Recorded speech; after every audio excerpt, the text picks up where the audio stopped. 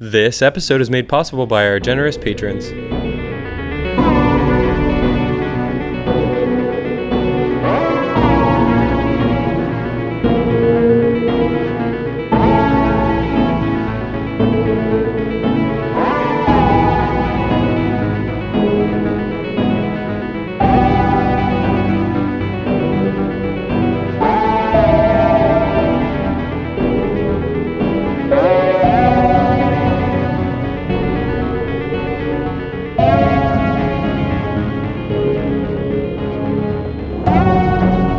Welcome to episode 113 of the Ink to Film podcast, where we read the book And then see the movie. I'm Luke. And I'm James. And this week we discuss the second half of Stephen King's 2013 novel, Dr. Sleep. So James, I don't know if you know about NaNoWriMo. It's the National Novel Writing Month, but I'm doing that right now and reading this book at the same time, and it's been a pretty interesting experience. Yeah, I'm familiar with it basically just because of you, and I see people in my Twitter feed and Facebook and stuff like that talking about it. But right. So why specifically is it interesting? So I'll assume that we probably have a few listeners out there at least who might be also participating. So I wonder if any of them are having this experience where if you're deeply reading a novel while also generating just tons and tons of words for this challenge, this 50,000 words in a month challenge. I'd probably lay that out for anybody who doesn't know. That's essentially what it is. You write 50,000 words of a novel in the month of November. It's just kind of a yearly challenge that writers do to just try and generate a ton of new content or new words. Anyway, but the experience of reading King while doing this is interesting because he's such a good writer, and I love a lot of the details he chooses, and he's very inspiring in a way, and I can't help but feel like it's somehow affecting my writing. Like, I like to think that I'm being inspired to look for certain details that maybe I wouldn't have thought of or what have you, and it's just the effect of like reading quality prose while writing, I think is actually really beneficial. So if anybody out there is doing Nano, I know that it's like a super hard time crunch thing, but take some time to read some quality fiction while you're doing it because I think it's helping me. So like once it's all completed and whatever you're working on right now, you're starting to like go back through it and do revisions. I wonder if you'll be able to see like some sort of reflection from the project. Like if you'll be like, this is so interesting because it's very clearly like that Dr. Sleep was like in the back of your mind or something. I mean, it's possible. There might be little things here and there. It might also be the kind of stuff that only I would notice because I'll remember that I got that specific idea from something. But it's also, this is a novel I've been working on for 2 years. And we've been covering tons of shit over the last 2 years. So in a way, like everything we've covered might have some effect on different parts of it. And at the point and I've revised it so many times, it's just going to be probably hard to pick and choose like little things and say, oh, this definitely came from that. But I don't know. It all has an effect. Anyway, I just thought that was interesting, right? It's cool because I use the podcast sometimes to look at like life events, and I'll think like, what were we covering during this when I was on this vacation or whatever. Right. Know? So it's cool to like kind of trace it back, and it's cool. It'd be cool to see that like in your art as well. Yeah, for sure. And maybe someone one day will read something I've written and say, hey, this, it seems like you were maybe inspired by this project on your podcast, and maybe I will be. That's definitely a possibility. Yeah, I feel like it's going to be such a subtle way. It's not going to be like a plot detail or anything like that. It'll be something like very specific. Yeah. So, and probably something only I would notice. Right. But anyway, so this is our second episode on Dr. Sleep, the novel. All that aside, we are going to be discussing the plot of the second half. So in that sense, I don't think we're going to do any spoiler-free sections because we assume that if you're listening to this, either you don't care or you've already read it or you're revisiting it maybe after seeing the movie and you're curious about what goes on in the novel. So we're probably just going to launch right into it. Do you have any off the top stuff you want to talk about before we get into plot? The only like major thing I wanted to say generally is just after finishing this novel, I'm surprised at how successfully it was able to stay its own story without becoming like openly and like obviously a shining sequel. Okay. I think it maintained like a certain level of self. You know what I mean? Like it has its own story to tell, its own identity. And I think there were moments that I was expecting it to kind of lean really heavily into shining stuff, and it never did. So I think to differing degree. I enjoyed it overall, but I think I kind of was expecting something and got something a little different, so it kind of threw me off for a little bit, but ultimately I think it all worked out for the best. Yeah, that's interesting. And I agree. I'm not. I really respect King's writing, and I enjoyed this novel. But that's not to say I don't have criticisms and I don't have things that maybe disappointed me or that I wish had gone down differently. But in general, those were minor. Like you said, it kind of felt like it was its own thing, and it stayed true to its vision. And then at the end, I also had a lot of like general, almost meta observations where I want to pick your brain about whether or not we can interpret anything about Stephen King and his life and his relationship to his family and all that stuff in the end. So I think that'll be fun to touch on, but I want to save that for the end once we kind of go through everything that happened, so it could be fresh in our minds and we can use that to inform our opinions. Sounds cool, yeah. Okay.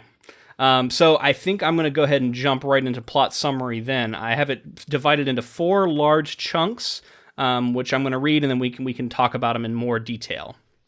So last we left off, I think we had just talked about Dan conversing with Dick Halloran, as a ghost, and then the revelation of Abra discovering that the boy had been murdered, the baseball boy, and Dan and Abra finally meeting up for the first time, which was an exciting moment.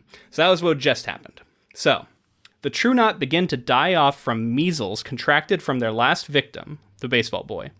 They believe that Abra's steam can cure them. Abra asks for Dan's help, and he reveals his connection with Abra to her father David and their family doctor John Dalton. Angry and skeptical at first, David starts to believe Dan and agrees to go along with his plan to save Abra. With the help of Billy Freeman, one of Dan's friends, they foil and kill a raiding party sent by Rose, led by Rose's lover Crow Daddy. However, Dan realizes that Rose will relentlessly hunt Abra for revenge. Okay, so that just covers a huge chunk of the novel there, so we can slow down and talk about this in a little more detail. So I think something that was really difficult for Stephen King to figure out, and this is just me theorizing, but I had this idea of like John Dalton very clearly is the way that Dan and Abra and everyone are able to convince the family and everybody else that Dan and Abra's relationship is like on the up and up. Like he seems like this character where it's like he's the pediatrician, he's going along with it because of AA, he's going along with it because he's gotten the evidence at this point, right? And he's seen Abra's powers before, and I think he's just like a great way of like, I think quickly and efficiently just like tying all the threads together and making it believable for everybody. But I was thinking a lot after we talked about your theory on David, like maybe totally wrong, by the way. Maybe like inhabiting Jack Torrance and or because he's a writer, Jack Torrance inhabiting him, yeah. Right, Jack Torrance inhabiting him, and I think I was thinking a lot about that, so I just kept expecting it to happen because I was like, that would make so much sense.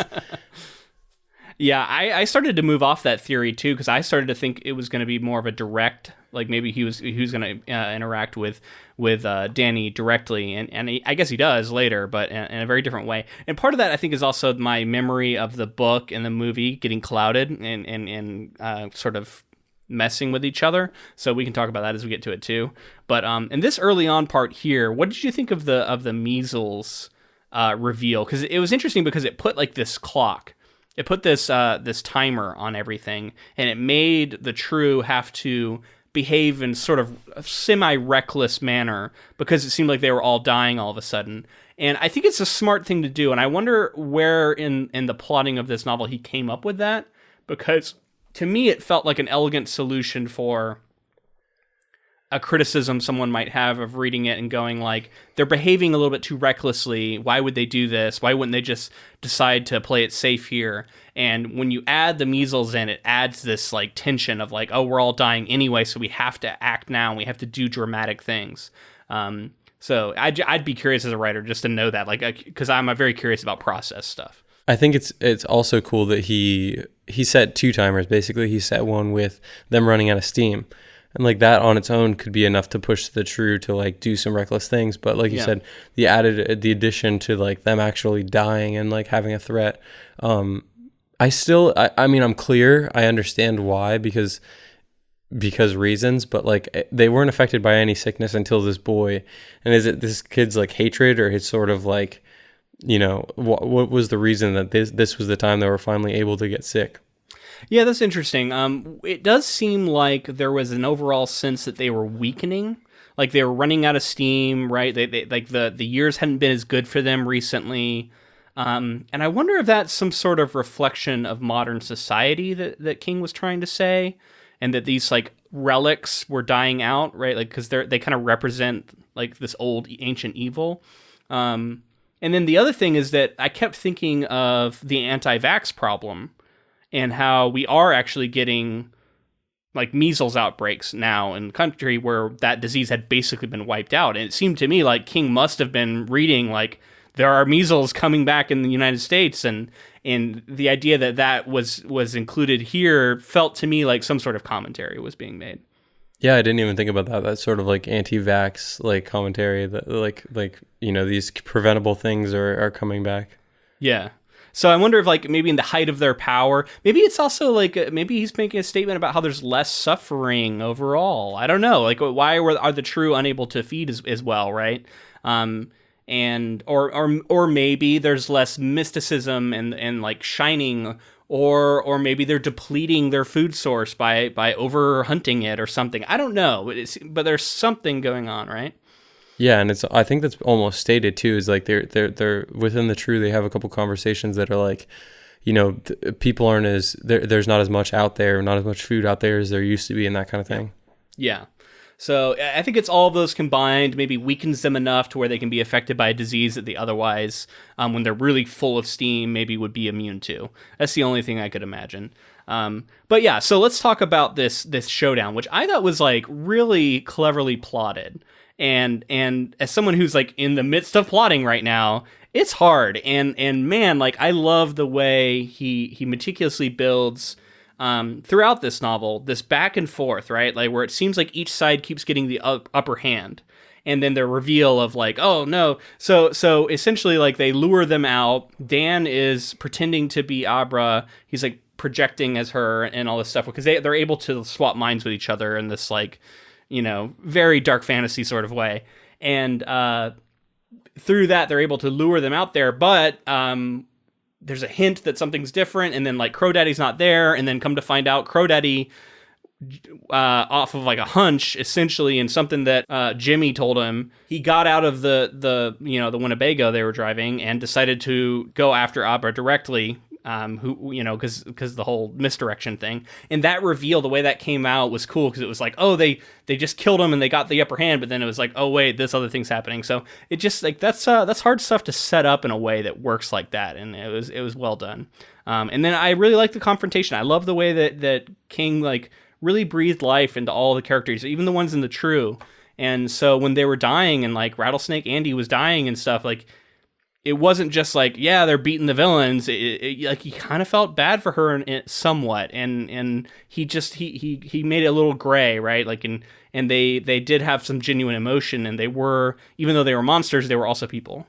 Yeah, there were a couple of things that I loved about how it all went down. One thing was like just like this sort of like adrenaline spike, like the violence that could come out of someone. I think John is the one who like hits her with the butt of his gun. Yeah. And like fractures her jaw, and like it's like, and he really says that gruesome. He was just scared, right? Like it was just right. Adrenaline. Yeah. And he's just like dealing with the fact that he just did that, and then also with the sort of cycling that they do, he can see like the brain bleed and like the broken jaw. And as a and doctor, everything. He was like, I could see, he knew what it was. Yeah. The other thing I loved is kind of Dan's process through the whole fight. He's like realizing as they're fighting, as things are going down, that these people are not used to fighting out in the open. They're used to like coming at people like in the shadows and trapping them, and he could tell by the way that like they weren't prepared, and even like the gun they had was sort of like a tranq gun seemingly or something. They didn't even have any real weapons, which makes sense for their sort of group, because they don't want to draw attention from any cops or any situation where they could be arrested or anything like that. So it's pretty tense when Dan's got like the gun in the picnic basket and he's like got his finger on it, and then Snakebite Andy is about to like knock him out using her shine, like her ability, and then Abra, seemingly she didn't even realize he was about to fall asleep either. She just kind of was like, where's Crow, where's the Crow, at the last second, which shocks him back awake. in retrospectively, because at the time we don't know anything about this, but I love that throughout, Abra's described as having this like really intense anger and like the lip rubbing, thing, and all these like hints that of their relationship, of their, how they're related to come. But it's just a cool detail. It's like, oh, she's this like really tough, aggressive little girl, and that keeps like surprising people. And the way that all builds to the reveal is just cool. Right, and the smirk that Dan and everybody keeps seeing on her face, that sort of like gleeful, like relishing in the pain of others sometimes kind of a smirk that she has. Right. I found that to be like really endearing. I'm like, yeah, like clearly she understands like what's right and what's wrong. But then we just come to find out, kind of like I could see the smile of Jack Torrance in here, like retrospectively. Yeah. Yeah, exactly. It's some of those same demons, and then of course we get the kidnapping by the Crow Daddy, who ends up getting the best of her, gets her injected, takes her in him and the unconscious Billy in his pickup truck, and then they end up having to do a swap again where Dan gets into her body. And I love the detail of how he goes to walk and his like legs are all wobbly because he's not used to having short legs. And like, that was just such a clever detail that totally makes sense, but I think a lot of writers might overlook something like that or not think of it. It just shows like a really deep understanding of the moment. And they get the best of Crow Daddy, force him to shoot himself, essentially. All of this is stuff that Rose is being affected by because she can feel the death of each member of the True. The stuff with Crow Daddy where he's like drugging Abra and he's like giving her a little bit of the drug in her hand when she's trying to go to the bathroom and all that. And it's really horrifying. And I'm like thinking about how they're going to get out of the situation the whole time. And then, Dan is kind of taking over a drugged body in a way also. So it's like, but it seemed like the drugged mind of Abra went with her in a way, right? And he kind of projected his sober mind into her body, which I don't know. I mean, if that's the way it works, that's the way it works. What did you think of, like, we talked about this in the last episode, and I think it holds true. This is not the same kind of novel as The Shining. And Definitely. It's much more about these almost wizard-like psychic beings doing battle with each other. And it's cool. And like, I like that kind of fiction. And I like, obviously as a fan of fantasy and a fan of dark fantasy, I was down with it. But when I would think of The Shining, I'm like, this really feels like a different sort of book, We got people hopping bodies with each other and all this stuff. It's pretty out there. Right. And I think that's the big distinction to be made, right? Like, so it's like, if you're into the story for the fact that it's a sequel to The Shining and you want more horror in the same way that The Shining was, I think you probably would be disappointed. But if you're open-minded to just a story that Stephen King wanted to tell, and like he doesn't only write horror is the thing. So to get true. Some sort of, I think it's cool to have a variety and it's, it fleshes out this world in a weird and interesting way, which I'm into. Definitely had to kind of switch gears and change expectations once I realized how much this wouldn't be like The Shining. Yeah. But yeah, at some point you're like, God, everybody's got a different power, and is this just like powered people? And it's very, very interesting that like, because you think of putting that type of characters in the background of The Shining, and you're like, well, there's tons of people shining out there when Danny's like a little kid in the Overlook, and they all have different powers and all this other kind of stuff. I don't know, it's interesting to think about.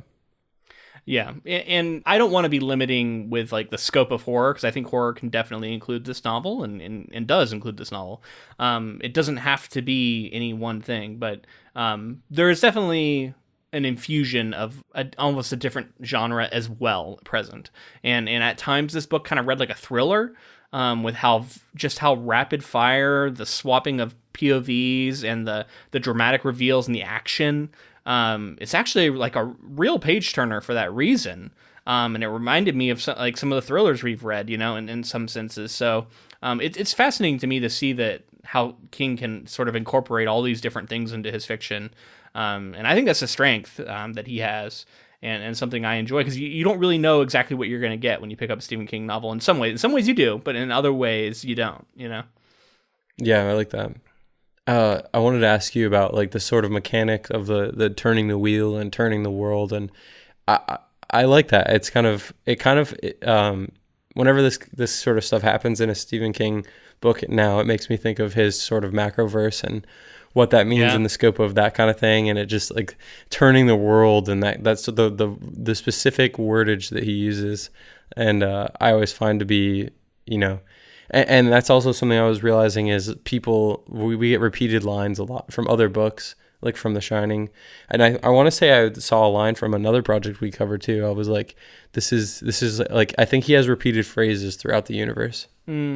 So one thing that stood out to me, and I'm sure you noted it, all the references we were getting to other like major projects, either some of them we've covered, some just like major popular titles out there. We had Harry Potter, we had Game of Thrones, we had, Abra imagining herself as Daenerys. We had, I think we had Twilight earlier. We had Hunger Games, I believe, Catching Fire. There was just so much. Oh, Lord of the Rings.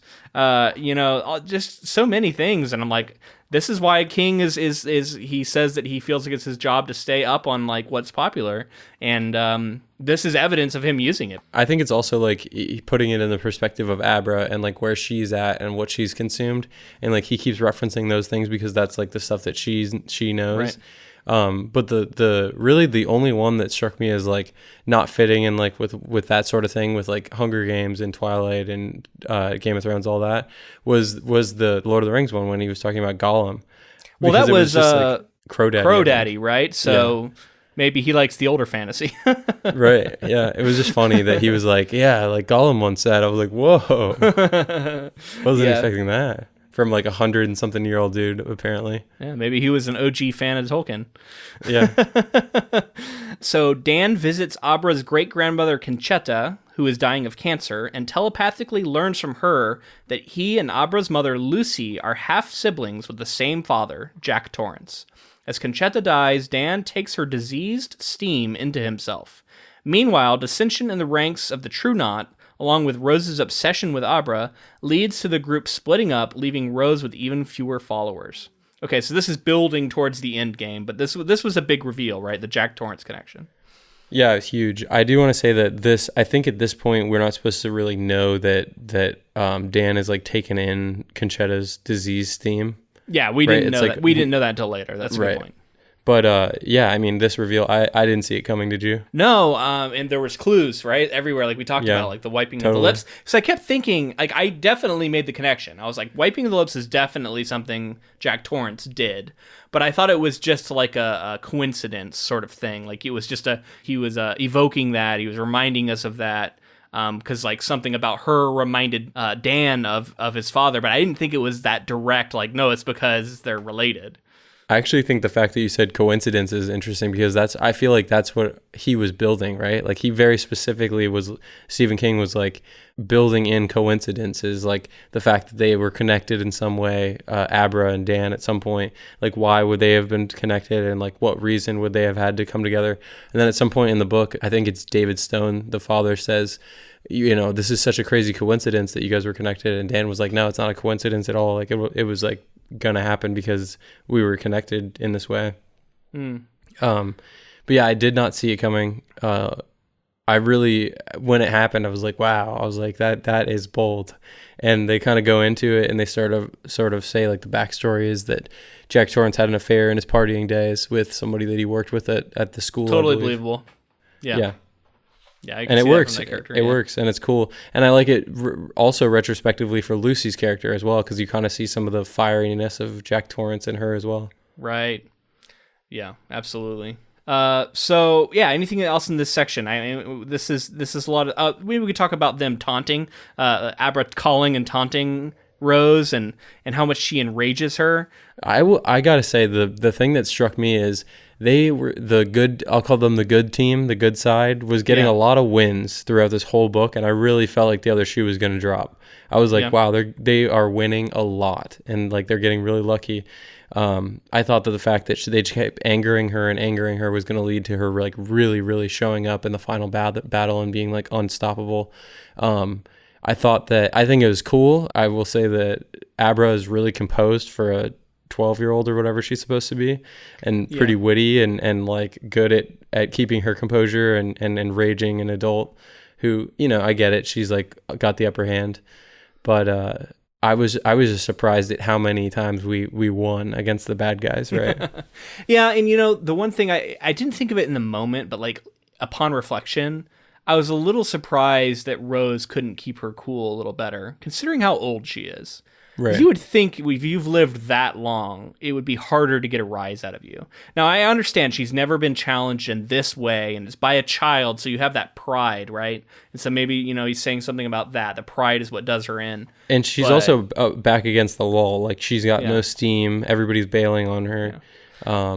You know, the measles is everywhere. And maybe age doesn't change temperament, right? Like maybe if you have that temperament, you have it forever. So it's believable. I would just one of the things that I think is very challenging when writing characters who are supposed to be have lived beyond human years is to convey those years and the way they behave, and the wisdom they will have attained.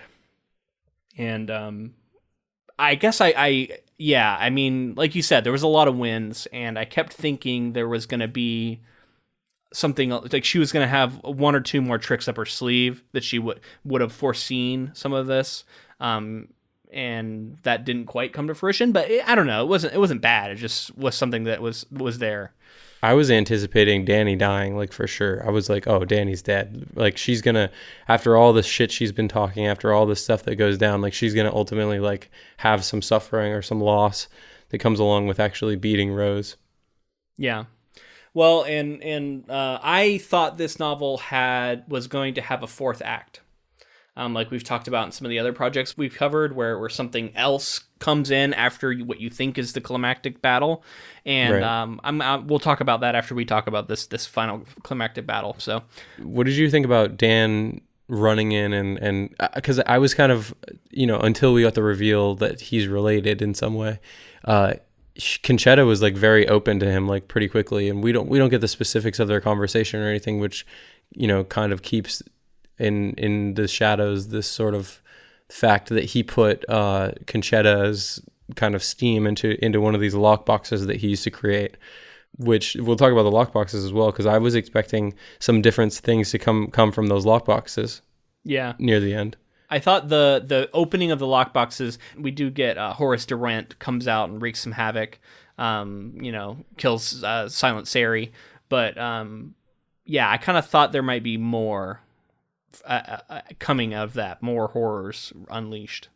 Yeah, what did you think of the Conchetta stuff with Dan like being there for her death, and Lucy and everybody showing up afterwards? And it was interesting because she was like speaking Italian to him, but he could understand because he was like touching her hand.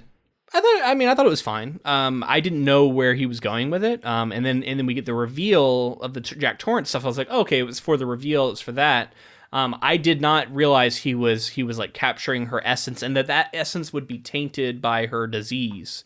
But I guess he had set that up because they took the steam from the baseball boy, and that's how they got the measles, I guess, was from the steam. So like the steam itself was infected. So if she had cancer and she died, then that the cancer is in the steam too, which we guess is like we've talked about, it's like their essence or their soul maybe. Yeah. And even as Dan was clearly like hurting leading up to the final battle, like his stomach was hurting and he was like keeling over, and everybody was like, you don't look so well.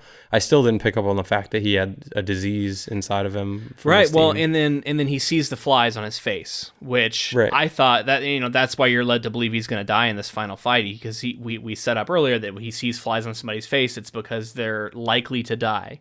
Right. Well, even before that, I thought that just narratively, I thought he would die, and then the flies confirmed that, like you said. Like I was like, oh, he's definitely gone. Yeah. So you thought he was going to die at the end, right? Yeah, I could see that. Okay, so let's just get into this final confrontation.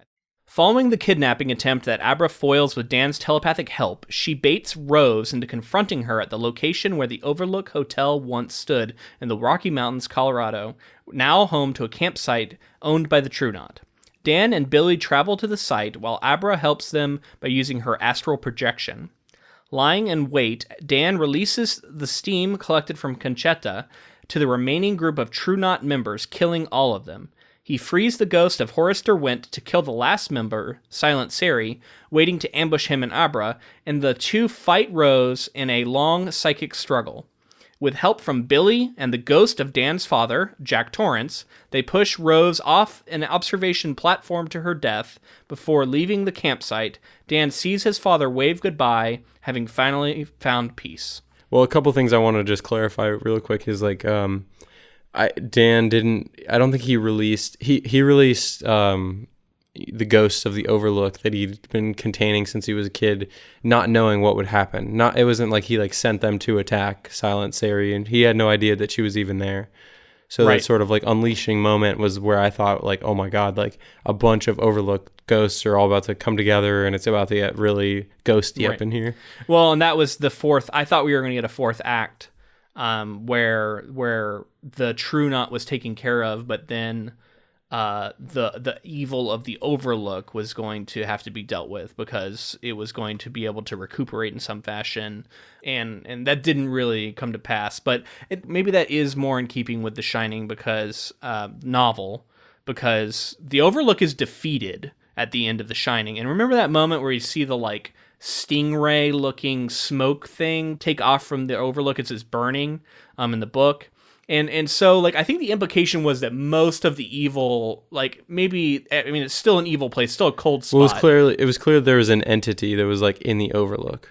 And, like, maybe the entity is gone, but, like, the evils remained. Right? Yeah. Exactly. So it's not, like, the power isn't still there. I am going to be very curious to see how they deal with that in the movie, where it seems like they're playing a little bit more with the movie of The Shining, where the Overlook is still there, it just got abandoned, and all those beings were not defeated.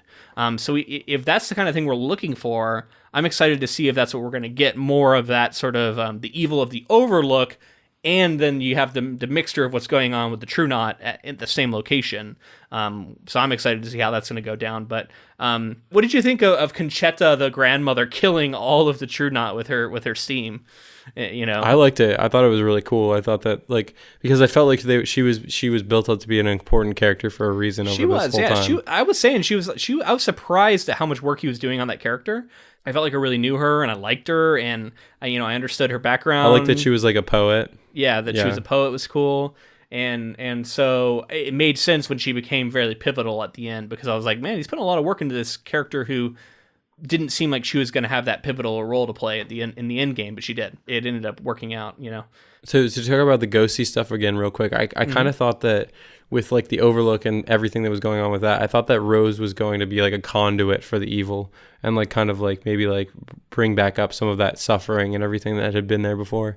But that wasn't really the case. Oh, the other thing I wanted to clarify, by the way, is in this synopsis that you're reading, it said specifically that with the help of Jack Torrance, they defeated Rose, which is like, it is implied, I would say, but it's not outwardly like he's helping. Like it's like there's like a gust, and then like it distracts Rose, and later we see Jack Torrance, which obviously I think it's leading to the reader to believe that it's Jack Torrance, but it's not like outwardly Jack Torrance is saving the day kind of thing. Right. And we have to remember that in the original Shining book, it's different than the movie, in that Jack Torrance actually does struggle against the Overlook, and he's able to win essentially at the end, right, and spare his son. Yeah, so I think it's like the distinction is like the movie, Jack Torrance is like already an awful person before he gets to the hotel. Yep. And in this one, it's like he's got his issues in the book, but when he goes to the Overlook, it's exacerbated, and the Overlook takes him over. And by the end, there's like a creature inhabiting him. Remember, like near the boiler, there's like that moment where it's like not even him anymore. Yeah, it's like fully the creature. So I would say that, yeah. But like he has like that moment in the hallway where he comes up against Dan, and he has a moment of clarity where he's able to let Dan escape too, where he kind of bests it. Right. Jack. So I think that's the Jack we're seeing, right? Like we're left to believe that that's the Jack that persisted, not the monster. The monster was driven away by the destruction of the Overlook. So that's why we have good Torrance, and that's why we're not going to get what I was talking about. We're not going to get the evil Jack Torrance coming in and making somebody go crazy. So, that I think that was somewhat of a mix up in my head as I was thinking about the movie and the book. Yeah, I will say that like the idea of David Stone, the writer, going to the same area with the Overlook, and still, the entity is gone, but it's still some sort of evil remains and things are there. Yeah. So like the idea of him being consumed by his own demons, maybe not necessarily Jack Torrance, but like, the Overlook, the area where the Overlook was, like exacerbating something in him could have been interesting, but he didn't decide to go that route. I started to think that it was going to be Danny. I was like, so I thought that Jack Torrance's madness. Now you could say that it kind of does, but it's brought on through Rose, right? Right. She gets him strangling, and then it's revealed that he's strangling Abra, and he's like, "Oh, I almost killed you," and so that's him having the rage moment. But it's brought on by like an illusion and this psychic battle he's having with Rose, not because of the Overlook. And Right. so that was where I was surprised, because I thought you're getting someone who has that in their blood, that their same thing, and they're back now, and like the Overlook, let him escape once, and now he's back, and it's gonna try and take him over, right? Like it wanted Danny all along, and it's gonna try and use the rage and the hate that is latent inside of him and bring it to the fore. And I thought there was going to be a moment of like him chasing around Abra, and like I thought he was going to say some of the same shit that his father said, and then he was going to have to fight against it. And well, he did. I did like like while he thought he was choking Rose, he was like, "Take your medicine. You're going to take your medicine." Like that was so it was it like, kind of. it's like you kind of get it, but the source was different, right? But yeah, Right. You're right. There is a little bit of that. So for me, if I'm adapting the movie, I think I lean more heavily into that. So I'm going to be really curious to see if that's what they do, because I think that'll be exciting. Yeah, the fact that they've said that they're going to try to do justice to both the book and the movie is, I'm excited to see what we get here. I am hearing good buzz, so I'm excited to see the movie, definitely. For sure, which we will be covering next week. But let's finish up here. We have an epilogue section, but is there any more about this final confrontation we want to say? I did want to really quickly talk about the Horace Derwent and like Silent Sari stuff. Oh yeah, that was cool. Where she's like waiting in the shed, and her shining ability is to like kind of camouflage. She's kind of a chameleon. And the moment when it's just like, I mean, it's just like a shining fuck yeah moment where it's like the ghosts are now like kind of fighting for us in a way. Yeah, I thought we were gonna get more of that. He has the confetti on him, like he's been at the party, and he says the thing. I wanted him to say the unmask thing. Remember that was such a big thing he kept saying over and over again? Yeah. Referencing the Mask of the Red Death. And we didn't get that here, but it was like we got a little bit of it, but I wanted a little more. I don't know. Yeah, and that's kind of what I was talking about. Like my expectation was like when we get to the end, we're going to deal with like a lot of the things that The Shining set up, and like some of the stuff. And I think there was just enough for people who were looking for that. But I was surprised at how little there was. Ultimately happy with the story, but I was just like I said, surprised. Right, and then we do get this moment where we see Jack Torrance, the ghost, like blows a kiss to his son, and they have this like genuinely happy moment, and it just reminded me of how a lot of King that we've read does tend to have a happy ending. It seems like he likes his happy endings, and this felt in keeping with that. We talked about how The Shining was a very personal story for King, and he was struggling with demons. He said that he recognized in himself the capability of violence and anger at his own children, and how that terrified him. And I think he put that into Jack Torrance. And then the idea of this like mostly good writer tormented by demons, but then besting them at the end and coming out okay, and at least like not killing his own son after all the damage he did. And then you see this here. Like, I wonder if it's King is so like he identifies so strongly with both. I think Jack Torrance and Danny at this point. I wonder if that's why this happy ending feels so right to him, because I think in his life it seems like he has turned a corner on this part of himself. Right? Yeah. The more after talking about it in our first episode coverage of Doctor Sleep, I realized how much. Clearly King probably did AA in some form, and I think a lot of that. I think it's interesting to think of King when he was writing this novel versus King when he was writing The Shining, right? Like he was basically an alcoholic at the point that he was writing The Shining, and here it's like reformed and an older man, and I think he's seeing, I don't know. There are a couple things where it's like, I think someone on, like I said before, the good team, I definitely thought someone would die. Yeah. Just because I felt like there weren't, I don't think that there were any consequences to the good team throughout the whole story for the most part, which I thought to be, if that's the story you wanted to tell, that's the story you wanted to tell. I just found it's interesting that to be surprising. Because you remember that Dick Halloran doesn't die in The Shining in the book, right? But he does in the movie. So that's another situation where you look at it and you're like, wait a minute, so nobody dies, right? Like Jack doesn't kill anybody, right? But I mean, Wendy's beaten mercilessly with a mallet and all that. That's kind of true, stuff, yeah, and severely, and so is Dick. But right. But yeah, I mean, you're right, and I wonder if it has anything to do with that, right? Like how strongly King identifies with Jack Torrance and Danny here, right? Because I think it's almost like past self and current self talking to each other in dialogue, and it's such a personal story. I'm glad that it feels like he went there again with the personal connection for Dr. Sleep. So I think you have to if you're gonna come back to this material, you're gonna have to really like pour your soul into it again. And one of the reasons it's so different, and my book had like a little post interview with not interview, but just like a author's note that King read himself, and he talks about how he's a different man now, so a different novel is going to be what he ends up writing, and I think that was telling if you read between the lines there a little bit about the stuff we're talking about. Yeah. So the moment I was kind of conflicted with the Jack Torrance moment. When we ultimately see him and he's waving and kissing, like I felt, in terms of like how I felt when I was reading it, I felt like it was a, fitting end and it was nice.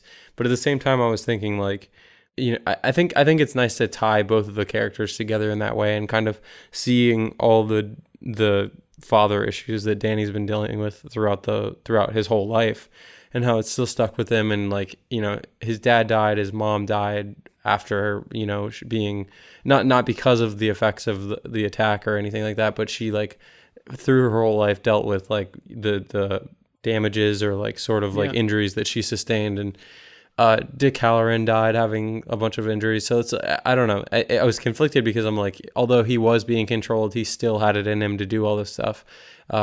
And to see like a sort of happy ending feels weird, that comes back to what we were talking about in our Shining coverage, where I think in our third episode when we had Wendy Wagner on, I think we were openly asking the question: do you forgive Jack Torrance? Was Jack Torrance a good person, an evil person?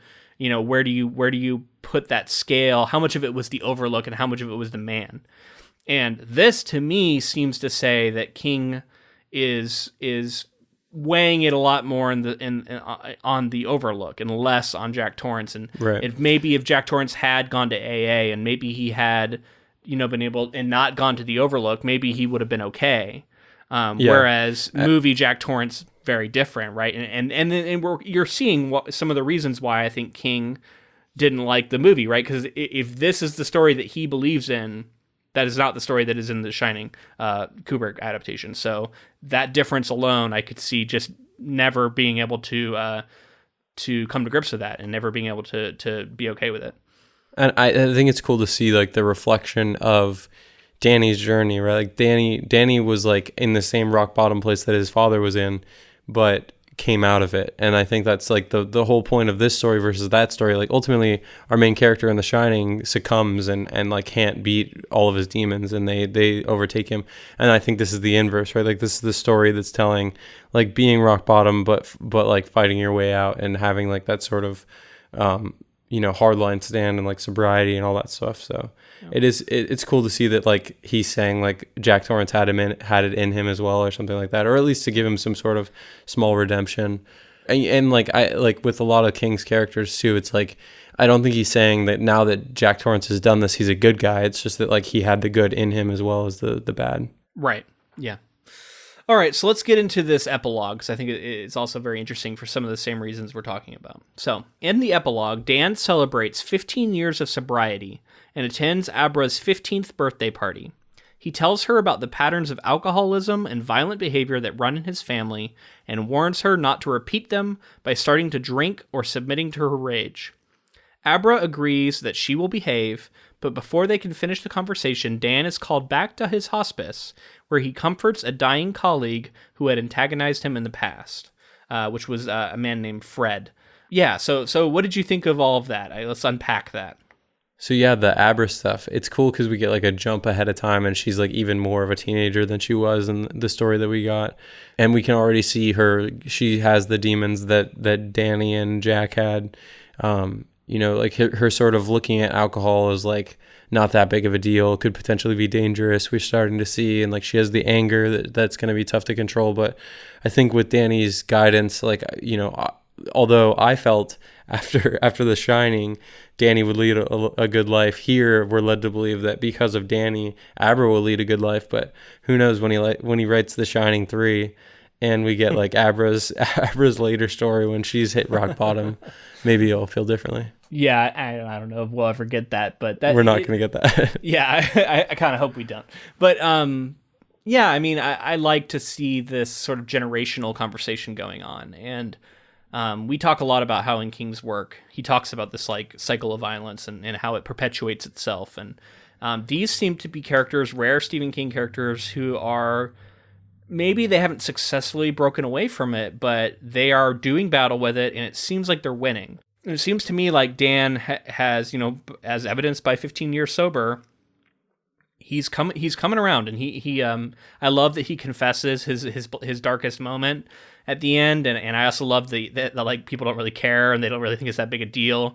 I was thinking like so far, like, it was a dark moment and it was tough for us as the reader and for him as the person going through it. But I kept thinking like, why is he so afraid to tell everybody this? Because like they're not going to care that much. Right. Like I kind of felt like that would be the issue. So it's interesting because he kind of left out part of it, and that's that he could tell that the child was being abused and had thought that could end up killing the kid, and then left and then found out later that it did kill the kid. Right. And he left all of that out of his confession. So maybe it would have been a little worse if he had said all of that, but it seemed like he was really focused on just the fact that he left, which is fair. And a lot of the stuff that he found out was like through his supernatural ability later.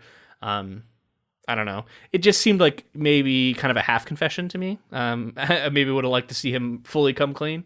Maybe that's why it wasn't as affecting to the people there. Yeah. When he first was talking about his deepest, darkest secret too, I was also thinking for a while that like he might come out and tell that, like in conjunction with like leaving the kid, he would tell the Overlook story. So he's like, as a kid, like all this stuff happened to me. I have an ability, and then roll into that story. Yeah, that would have been quite a story. So yeah, I mean, we see Abra has these anger problems, and we see Danny trying to talk her through it, and not to go down the same path he went. And I like that he said that like I can't just tell her, like, you can't talk to a young person and tell them not to like grow up and not to have to experience things themselves. But he didn't say this, but I kept thinking like, but you can be an example, right? You can live as an example, and you can, in a way, he's still having a positive effect on her, even if he's not telling her what to do. He's still kind of showing her the way. And he kind of does that. He tells like the story of like the grandfather, like Jack Torrance's father. So he's like you said, like the example is there. It's not like he's just like saying like, I can't tell her anything. Yeah, he's laying it out for her. He's giving her the information so that she can choose to do with it what she will. So she still has her own agency in the decision, right? Which I think is essential, right? Like someone has to choose for themselves. They can't just have that choice made for him, because then it won't matter to them, or there'll be something that they can easily undo later. But if it's self-driven, they're more likely to probably follow through with it. So I guess this last bit, let's talk about this last bit, and then I have like an overall observation meta theory I want to talk about. But at the end here, we get the orderly who had been abusing former patients and was a real asshole, and Danny hated. And he's been hit by a car, and he's dying, and then Danny is called in to do his doctor sleep routine. He comes in and he like helps the guy pass over, and then he's going to, and then like there's the bit about the dog, which got me as a dog lover. Like, oh, he's got this dog who's gonna wait for him to come home, and he's like, I have a niece who will be excited to get a dog, and he's gonna take care of the dog. So go Danny. So there's all this stuff where Danny's being very he's being this like saintly person at the end, and he even says like it's his sacrament, and he is able to be the bigger man and do the right and do the good thing, even though this guy doesn't maybe deserve it. So what was your takeaway of that? And why did it happen at the end of this book? Well, I think like the whole Dr. Sleep thing speaks to like Danny as a character, like without the context of anything else. Like we know that like he feels like this is like his duty, and like inherently we can see that he's like a good person, and that like he in people's most vulnerable moments, like in the times that they're going to be passing away, he's there to like ease their suffering, and kind of like he's experiencing all those deaths basically with them, because he can kind of feel what's going on too. So it's like, it's almost like this, like, I don't know, like we talked about before, and they talk about in the book, that's like maybe it's some sort of like penance for what he'd done, and it, you know, it makes him feel better that he's like helping people now when he can, in his own special way. Yeah, and I like that. I think it really does make sense for the character, and it shows the growth he's undergone, and the way he's letting go of the anger that has controlled him. So I think narratively it does make sense, and it's a nice ending for this. I want to get into some fairly bizarre meta theories that I have about this book. Do you have anything else you wanted to do before I get into that? No, I think I'm good. Okay. So I'm going to just huge grains of salt for all of this. This is just stuff I've been thinking about. It's half baked, because I haven't like gotten a chance to like really lay it all out. But I've been touching on how I feel like Stephen King identifies strongly with both Jack Torrance and Danny Torrance, and how I think in some senses Jack Torrance is like previous old, like young version of Stephen King, and Dan Torrance is, you know, current Stephen King. And if I were to extrapolate that out further, I would say that Abra is potentially his children, right? Stephen King's children. And so it felt to me very much like a father speaking to his children and talking to them about some of, because, you know, obviously King faced demons, and he might be seeing some similar evidence of some of these demons in his own children. And through his fiction, this could be a way for him to speak to his real life children in a way. And then I was thinking about how the shining power could also be interpreted as like potentially Stephen King's real life superpower, and that he is this amazing storyteller. And we see a lot of his children, they're writing novels and being storytellers themselves, and they have a similar power. And you know, maybe it's interesting that he's saying that Abra is more powerful than he ever was. So maybe that's him trying to say that, you know, his children are going to be even better writers than he is. And then even at the end with this character, this asshole character who doesn't deserve forgiveness, I was remembering how when I read On Writing, he talked a lot about how he got hit by a car. I don't know how much you know about this, but he got hit by a car when he was out walking. He did this walk he would do every day, and he got hit by this car, and the guy who did it was this like piece of shit guy. And I can't remember all the details, but he's even said it seems like a character he would write, like the dumb, mean, just like this awful human being. And I just thought it was interesting. Like, I wonder if it was a way of metaphorically like forgiving the guy, or like letting go of that anger that he probably felt at the guy, because I don't know, like it seemed like he was giving forgiveness to someone who didn't really deserve it. And I wonder if like in some like meta way it was some sort of like cathartic moment for him. Anyway, I was reading into all sorts of shit into like Stephen King's personal life that I'm sure he would deny all of it. But I just thought that was kind of fun. I don't know. What do you think of all that? I mean, yeah, I'm sure for the sake of his art and his story, he would deny it. But like, you're bringing things from your own life into it, and I think it's like the sort of, and you know, I'm not an older man, so I don't know, but I think it's sort of like the message of an older man, or like the outlook on life of an older man, to say like, of course, like forgive this person that you know you don't understand and like you don't agree with, and maybe is an asshole or whatever, because like what does it matter at the end of the day? Like, what does it matter to hold a grudge? What does it matter to be, you know, all of that. In terms of like the Abra stuff, I think I like the idea of like and I think about this, I end up thinking about this a lot actually, like what, you know, like what you leave behind, like what life ultimately is just like legacy, right? There's nothing but like what you leave behind is like the people that you touch, and the things that you write maybe, or the things that you leave behind. that other people can experience. So it's like, it kind of always does feel to me like an artist speaking to the future, or speaking to loved ones, or speaking to that sort of thing. So I'm sure that Stephen King, as he's gotten older, has realized that, and I'm sure he's threading in sort of like subliminal messages to his family, like when they read his stuff in the future or whatever, like, this is like me speaking to you. Even if it's not directly meant for that, meant to speak to them, working through it in your fiction, I don't know, in sort of a public way, can still be sort of therapeutic in a way, or because, I mean, obviously he's speaking to his fans too, right? And he's speaking to his readers, and I don't know. It's just, I don't know how much of that was on the, I mean, maybe if there was any of that going on, it was completely unintended. It's all definitely possible. I don't know.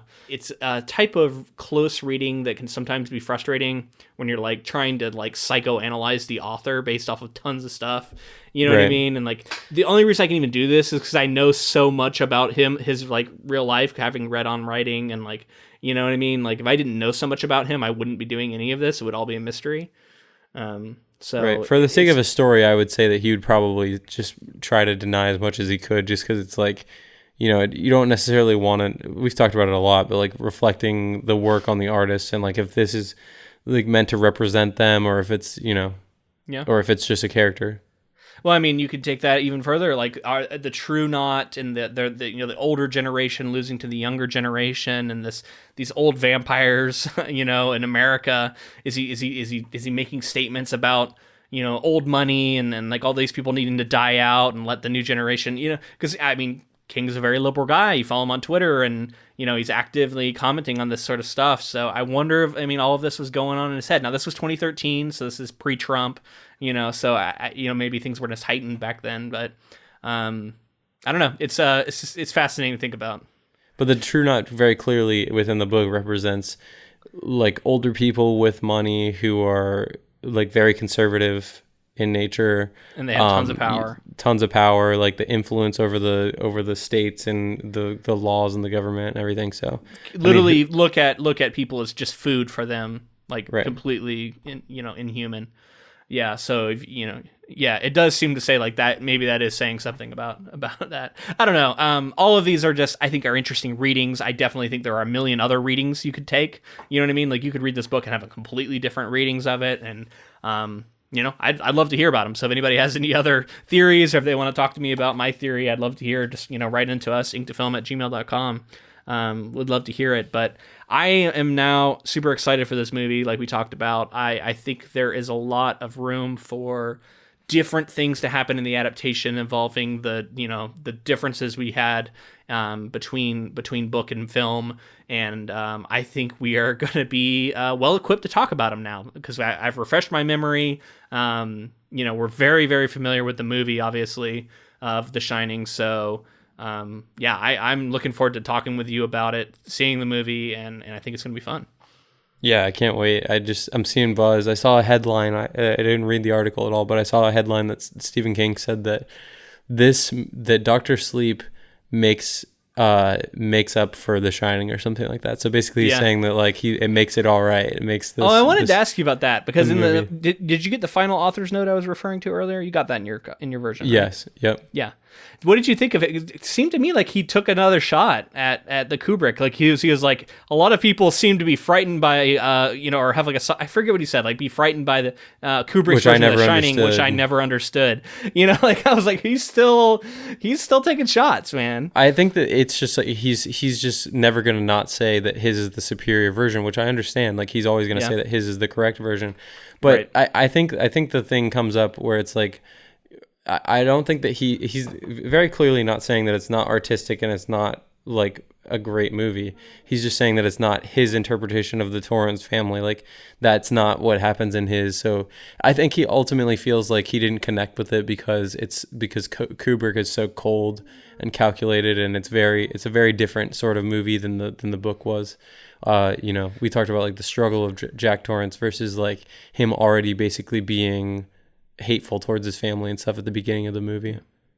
Well, and I think it shows what frightens King about The Shining is maybe different than what frightens his readers at times. Yeah. Because I think what frightens him about The Shining was the idea of losing yourself and letting the like inner demons win if you are at your heart and you believe you're a good person, yet still losing out to like the evil that's within you, and the, you know, how he talks about like everybody is, you know, got some evil in them. Everybody's got some scumbag in them. I forget what the exact line is, but there's a line at the end of this book that says that. And that's what he finds terrifying. And I think that he believes that that is the essential thing to take. And if you change the character of Jack Torrance in the way that Kubrick did, that is no longer the problem, because Jack Torrance was a piece of shit, evil guy anyway. And then he just gets empowered by the Overlook. So you lose that thing that I think King is really, really wedded to, right? Like that's what he loves about the story. So I think that's ultimately why he's saying that. If I try and read between the lines there, that's it's definitely like an arc versus like a spiral, right? It's like very clearly there's like a struggle going on in one, and the other one is just like a downward slope. Well, and people have talked about, I mean, in Kubrick's thing, it could be like the evil that's inherent in humanity, and the evil of like heritage and interpretations that can be built into that. Is it the Apollo landing? Maybe it's the Apollo landing. I love the Shining movie. We talked about. I absolutely love it, and I don't think that, I don't know. I mean, like as the originator, like you said, like he's always going to stand by his version, and I get that, and, you know, more power to him. So I'm just going to be really curious to see how this all comes together for the film, and I'm sure we'll be touching on all of these same subjects next week when we discuss it, man. Yeah, I hope that Flanagan talks about the Apollo landing in Dr. Sleep as well. I do hope that there are some, like, there's going to be some, like, conspiracy theories, and because he has to know going in that he's following in the footsteps of Kubrick, right? So he has to. Yeah, but how do you even follow that, dude? I don't know. It's such a feat. I think that you have to be hiding things. You have to go in assuming that you're going to hide something in like every scene. I don't know, but then it could be like too overt and like too on the nose. Like it's almost like you have to like be clever. I don't know. It has to. Yeah, you have to be really fucking. You have to be a genius, basically, and you have to like make it like no up pressure. to interpretation, very up to interpretation. I mean, you're following Kubrick, so the pressure is there, man. If you're gonna try it, you might as well swing for the fences. You know, yeah. I say fucking go for it. I'm excited. I'm fascinated. So I just wanted to thank one of our longtime patrons, Chris C. I know he lives out in Colorado, and he's been to the Overlook. Was it Stanley Hotel out there? He's been a supporter of ours for a long time on Patreon, so shout out to him. Hopefully he reads Dr. Sleep and enjoys this coverage.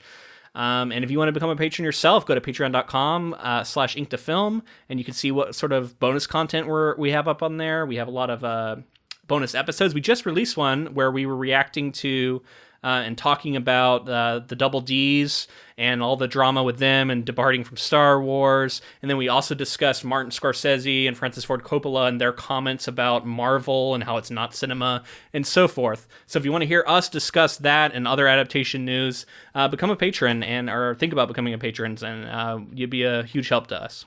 Yeah, thanks again to Chris for being a patron. Tiny little follow-up to our bonus episode that I just want to throw out there.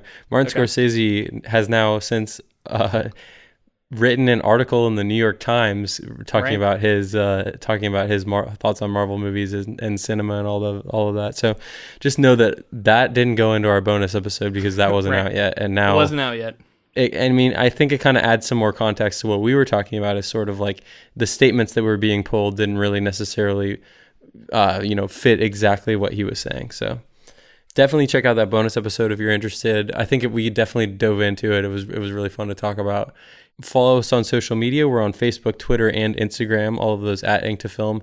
And join the Council of Inklings. It's a great place to, see articles like that. I think Luke, as soon as you saw something about Martin Scorsese with the Marvel stuff, posted it in the Council of Inklings. So if you're interested in that sort of news and want to be involved in the conversation and any sort of polls that we put up for future projects, definitely check that out. Absolutely. And if you would like to support the podcast, if you enjoyed this episode, tell a friend, tell another Stephen King reader you know. And beyond that, leave us a rating and review wherever you found the podcast. It helps us continue to grow. It helps get the word out. The biggest challenge that us as a small indie cast has that faces us all the time is just getting the word out, getting more listeners to even know we exist. So anything you can do to help us in that regard, greatly appreciated. Thank you to Ross Bugden for the use of our intro and outro music. And thank you to Jennifer Delazano for providing our transcripts. All right, man. So all that's left to do now is to go see this film and then talk about and put the bow on the Shining, Doctor Sleep combo coverage. I don't know, however you want to think of it. Whatever, regardless, I'm into it. I hope you guys all join us again next week for that. And until next time, thanks for listening.